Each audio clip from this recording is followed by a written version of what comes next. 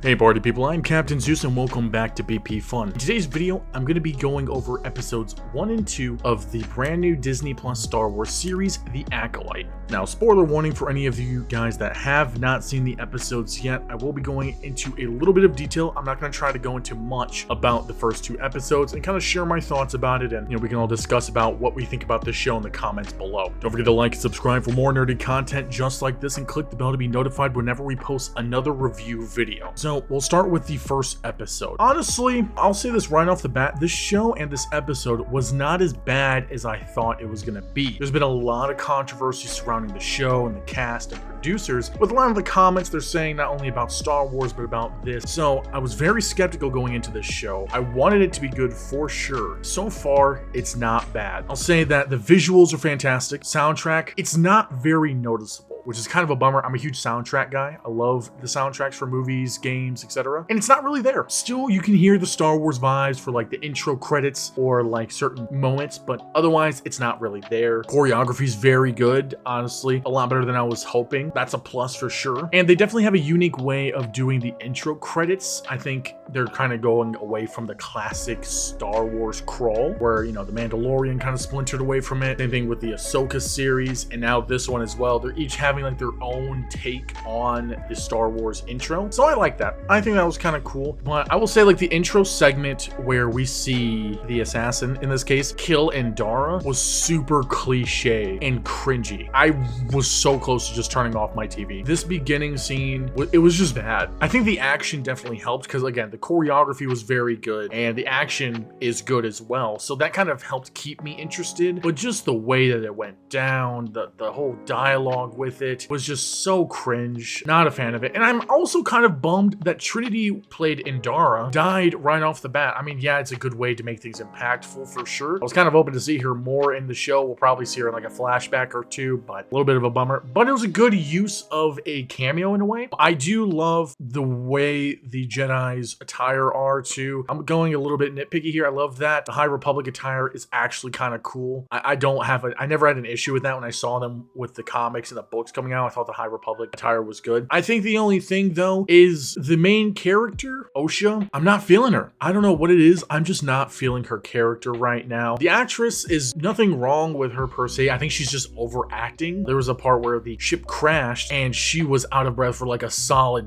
minute, just gasping for air. And it was so intense and dramatic. I want to just mute the TV. It was just too much. Like again, it was like overacting, but nothing wrong with her as an actress for the role so far. The story it feels rushed. Like first episode, we are already in the thick of things. Literally, we are already in the thick of things. The suspect is already captured. It feels like, and this is just me, it feels like they're just replicating the Ahsoka storyline where she's being framed for the murder of someone and the council's after her. Like it's kind of mirroring that in a way. A lot of similarities between those two storylines, and it's not necessarily in a positive light either. Like it doesn't feel like this is a unique story. Like nothing about this feels unique. Actors are cool, right? The way everything else progressed was fine. Like I said, just feels a little bit rushed. And this was a 40-minute episode, and it felt like there was just so much jammed in here. And then at the end of the first episode, when we see, which we already can tell is the Sith or the main antagonist of the series. First of all, that whole end segment should not have been in the show. Honestly, you take that out, the episode ending with Osha getting captured would have been fine. I think that would have probably been better. The way they ended it with the Sith character was again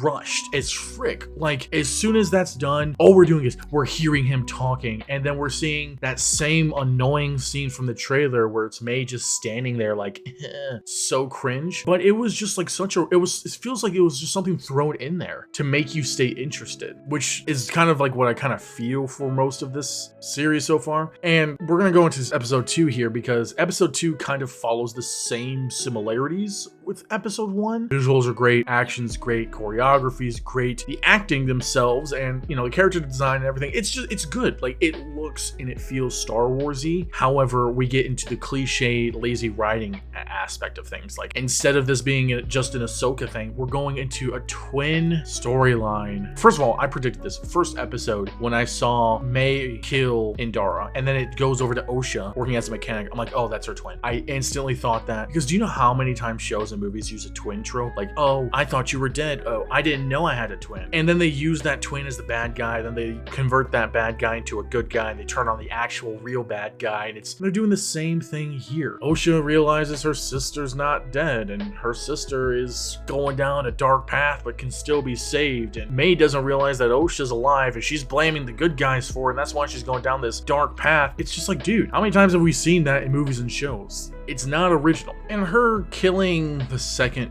Jedi was the stupidest thing I have ever seen. Why the freak is a Jedi killing himself willingly over guilt that of something that happened, what, 16 years ago? Something like that? It's so dumb. If you're a Jedi Master, you're not going to be having this issue. If you were a Jedi Knight or a Padawan, I could understand that. But a Jedi Master who is, as we can tell, hasn't talked to anybody in like years. He's been in pure meditation mode, in his Zen mode, if you will. It literally makes no sense as to why he not only willingly killed himself with poison, but was still grieving over what happened. Obviously, we don't know what happened, right? We don't know what he did. Maybe that'll explain and clear things up. But as it stands, that was the stupidest thing I have ever seen. It goes against what Jedi do, especially Jedi Masters. Jedi Masters are very hard to turn to the dark side, although it does happen a lot. But none of them kill themselves over grief. They just turn to the dark side. I don't know which is worse. And then the end, it just seems weird the way the progression of this is. It feels, again, very rushed, but then slow at the same time. I don't know. Maybe it's slow with the character development, rushed with the story. Also, I do like that Asian guy who plays the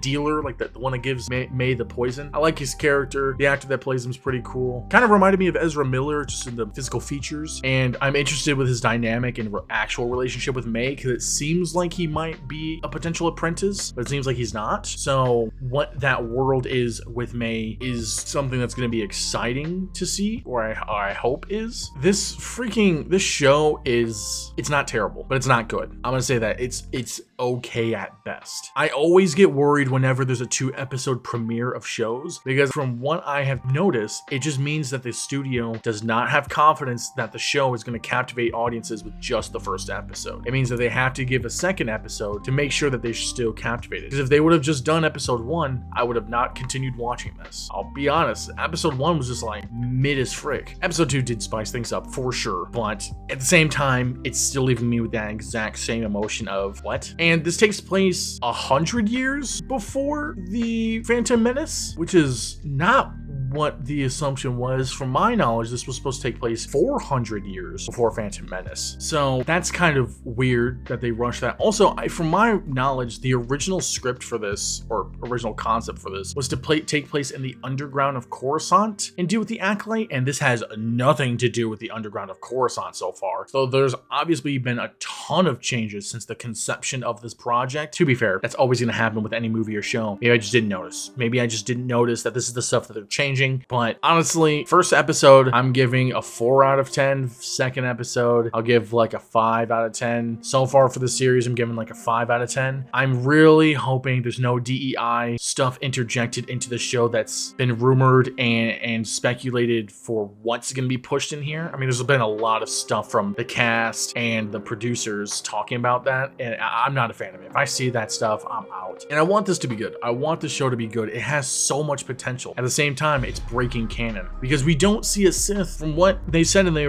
prequel trilogy, a Sith hadn't appeared for 1,000 years before episode 1. It had been so long since a Sith was around. And so if this Sith makes his appearance up against these Jedi, the only plausible solution for that to stay canon is if all of those Jedi die, because otherwise, if they report that to the council, that should be documented, and that'll break canon. That will break canon right there. So far, there's some things that are not lining up with what we have so far with Star Wars, and that worries me. But that's just my thoughts on the first 2 episodes so far. Please let me know in the comments below your thoughts on episodes 1 and 2 of Star Wars' Acolyte series. I'm Captain Zeus, and I'll catch you guys later. See ya.